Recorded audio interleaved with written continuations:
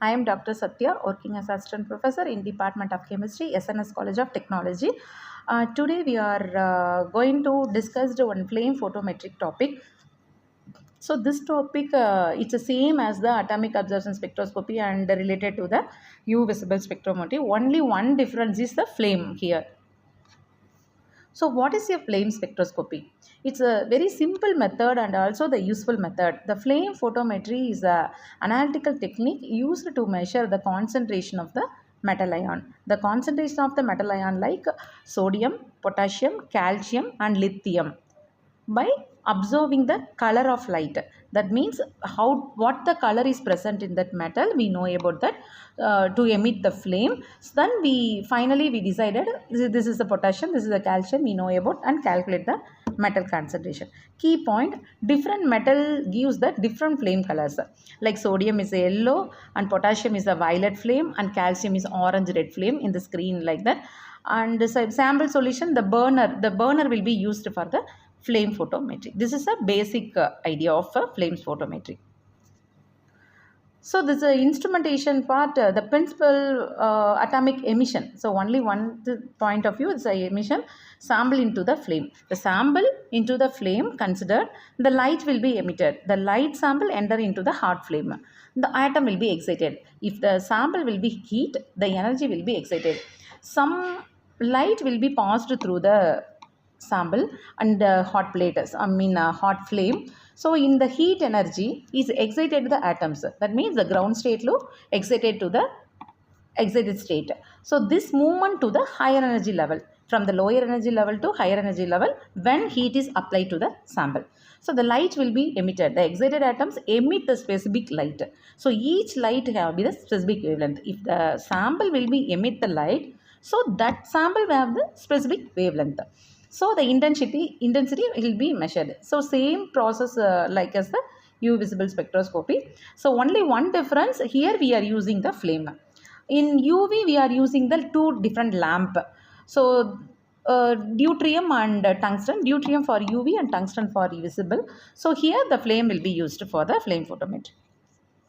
So the different parts of flame photometer here used.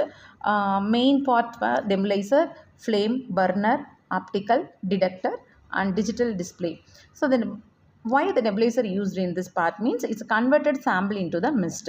One the sample we have, if we use nebulizer, it's like a mist, and also the burner. Burner is used to heat that mist, so the atoms will be excited from the ground state to excited state. So the optical filter used for the specific select the specific wavelength of the excited light. So the detector is all we know about the measure the intensity. So different types of the detector used here, and digital display show the results. So the basic four important parts is sample, nebulizer, filter and display. So the same thing we are using monochromator, select the specific wavelength of the emitted light. It's allow only the desired wavelength to pass while blocking of others. So the detector, the selected radiation falls into the detector. So it converts into all the electrical signal proportional to the intensity. So this is the main part of the flame photometer. So content, the metal salt is solution is sprayed into the flame. So the salt solution will be the sprayed into the solution. The solvent only the evaporated. When you heat the sample, the solvent will be evaporate, leaving to the solid particle to the salt. So the solid particle vaporize into the gas. The salt molecule dissociate into the free atoms. So the excited atoms release some photons. If the atoms will be excited, it will be loss or release the photons of unique wavelength. So the emitted radiation passes through the filter, then to the detector. Finally, the record will be record the results. So the estimation of sodium by flame photometry is the one of the example for flame photometry. So the title is the estimation of sodium in flame photometry. So content, we are using some slide ready. Switch on the instrument. First of all, switch on the instrument. Regulate the air and gas supply. First pause the distilled water. So set as the 0 reading and warm up the instrument 10 minutes. Then only the flame will be heated to the heat conditions. So set the wavelength 599. This is because of the yellow sodium will be the yellow emission. That's why we are using fixed wavelength for 589. Prepare the standard sodium chloride solutions for the different concentration and plot the calibration curve, and finally we get it the graph like this. We can calculate the intensity of the radiation and concentration. So the application of flame photometry in different field, clinical, environmental, agriculture and food beverage, these are the important application for flame photometry. So this is the advantages. Simple and additive free is suitable for analysis of sodium.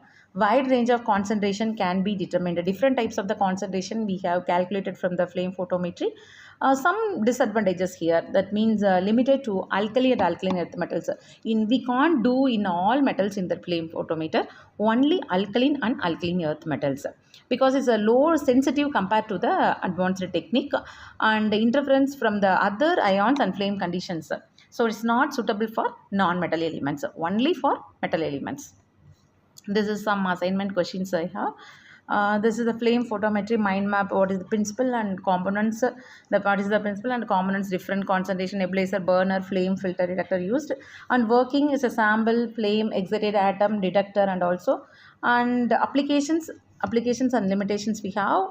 And elements are detected: sodium, potassium, calcium, and lithium. This is some reference link. Thank you.